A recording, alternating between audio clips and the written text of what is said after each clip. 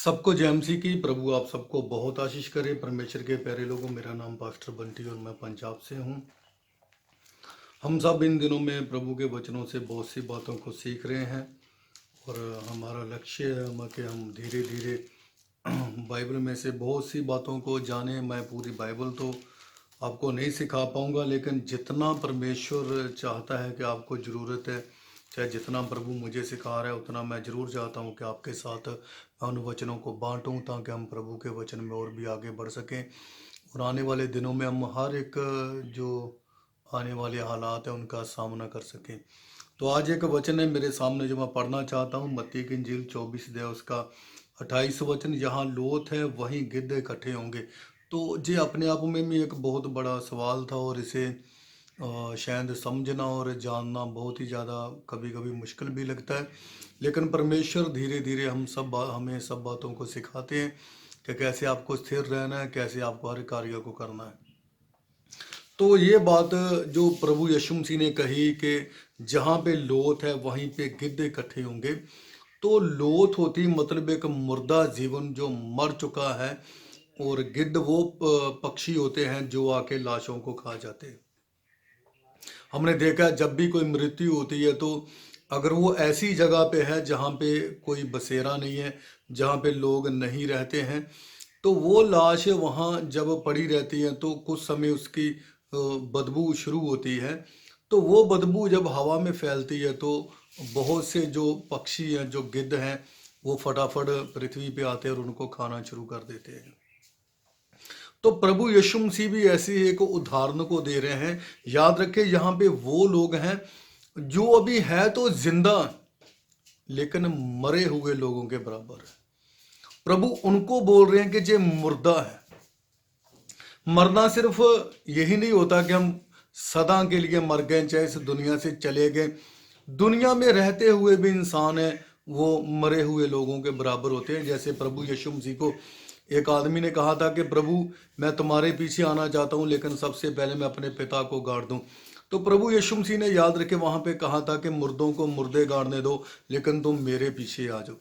तो जो पहले से ही मुर्दा है उनको गाड़ने के लिए मुर्दों की जरूरत पड़ रही है, क्योंकि मुर्दे मुर्दों को गाड़ रहे हैं। जो जीवित हैं उनको तो विश्वास है कि हम प्रभु के साथ जिएंगे। तो यहाँ पे जो बात हो रही है, प्रभु यीशु मसीह यरूशलेम के विनाश की बात कर रहे हैं। यरूशलेम नष्ट होने वाला उसके विषय में बता रहे हैं कि जहां पे लोथ है, जहां पे मुर्दा लोग हैं, जो मुर्दा के लिए, लोथ के लिए जो जो यूनानी शब्द है वो है पाटोमा, मतलब जिसका मतलब होता है कि मरे हुए लोग, बिना जीवन के लोग। चाहे आप उसको बोल सकते हैं कि पूरी तरह गिर चुके लोग, पूरी तरह नष्ट हुए, बर्बाद हुए लोग, जिनके पास शायद अभी वो पहले का जीवन, पहले की बातें ही नहीं है, पहले का विश्वास ही नहीं, अपना विश्वास वो खो चुके हैं। क्योंकि प्रभु यीशु मसीह जब यहाँ पे खड़े होकर इस बात को बोलते हैं, तो प्रभु यीशु मसीह जो पहले से जितने भी नबी यहाँ भेजे गए उनके विषय में बात कर रहे हैं कि कैसे जितने भी मैंने नबियों को भेजा, वो बोल रहे कि यरूशलेम तुमने उनको मार डाला। कितनी बार मैंने चाहा कि जैसे मुर्गी अपने पंखों के नीचे अपने बच्चों को रखती है, मैं भी तुम्हें रखूं, लेकिन तुमने कभी नहीं समझा, तुमने कभी नहीं जाना। तो जो मुर्दा लोग वो हैं, आज भी याद रखें कि मुर्दा लोग वो हैं जो आज भी प्रभु यीशु मसीह के पीछे नहीं चल रहे, जो चर्च में तो आते हैं, जो विश्वास तो बोलते हम कर रहे हैं, जो वो बपतिस्मा तो ले लिए, जो प्रभु भोज तो ले रहे हैं, जो हर कार्य कर रहे हैं, दशमांश भी दे रहे हैं, लेकिन मुर्दा तब तक है जब तक वो परमेश्वर की आज्ञा को नहीं मान रहे हैं। तो प्रभु यीशु मसीह को मालूम था कि जे लोग आज हर एक कार्य को जो धार्मिक रीति से दिखा रहे हैं वो है नहीं, लेकिन वो दिखा रहे हैं। जैसे प्रभु यीशु मसीह ने 7 हाय उन लोगों के ऊपर दी थी कि तुम कैसे हो, कैसे तुम्हारी दशा है, तुम बाहर से तो अच्छे दिखते हो लेकिन अंदर से तुम सड़ी गली एक कब्र के जैसे, सड़े गले मुर्दे के बराबर। उनकी वो तुलना की गई, ना कि वो थे वैसे, लेकिन उनकी तुलना की गई कि आप इनके जैसे हो। तो बाहर से तो वो दिखने में सही दिख रहे थे, जैसे वो कब्र दिखाई दे रही, अंदर से वो मुर्दा थे। बाहर से तो वो जिंदा थे, बाहर से दिख रहे थे वो जिंदा थे। प्रभु यीशु मसीह बोल रहे थे कि जहां पे यहां भी मुर्दा होता है। तो ये एक उस समय में कहावत भी थी कि इसका मतलब होता था कि जहां पे कोई बुरी घटना होती है, जहां पे कोई बुरी घटना होती है, वहां लोग जल्दी इकट्ठा हो जाते हैं। हमने देखा होगा हमारे अगर गांव में, चाहे सिटी में, चाहे कहीं भी अगर कोई बुरी घटना होती है तो फटाफट वहां पे बहुत से लोग पहुंच जाते हैं। हम फटाफट उनको यूट्यूब में, टीवी में देखना शुरू करते हैं कि वहां पे बहुत से लोग जमा हो गए, बहुत से लोग वहां पे इकट्ठे हो जाते हैं, क्योंकि बुरी घटना जहां पे होती है वहां पे लोगों का जो भीड़ लगना बहुत ही ज्यादा जल्दी हो जाता है।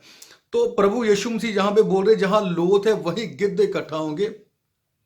तो गिद्ध का काम होता है कि लाश को खा जाना, और वो उन लाशों को खाते हैं जो मरी हुई हैं, क्योंकि वो जिंदा को नहीं खाते, जो मर जाते हैं उनको आके खाना शुरू करते। उनको देख के और भी बहुत से पक्षी वहां पे आके उन लाशों को खाना शुरू कर देते। वैसे ही हो रहा था आज भी। अगर मैं इस बात को सोचूं तो आज भी चर्च में जाने वाले बहुत से लोग मुर्दा हैं जो ऐसी झूठी भविष्यवाणी के ऊपर विश्वास कर रहे हैं, जो झूठे सेवकों के ऊपर विश्वास कर रहे हैं। आप इनमें 7 तरह के लोग बताए कि 7 तरह की वो सेवकाइयाँ समझो आप, जिनके बारे में प्रभु ने बताया कि वो कैसे अंधे लोग हैं जो जा रहे वहां पे। वो सेवक भी अंधा, और जो उनके कलीसिया वो भी इसके अंधी की तरह बताई कि ना तो वो स्वर्ग में जाएगा, इनको जाने देगा। तो हम कैसे चल रहे हैं? अगर हम मुर्दों की तरह आज भी चल रहे हैं तो प्रभु यीशु मसीह के पीछे नहीं चल सकते।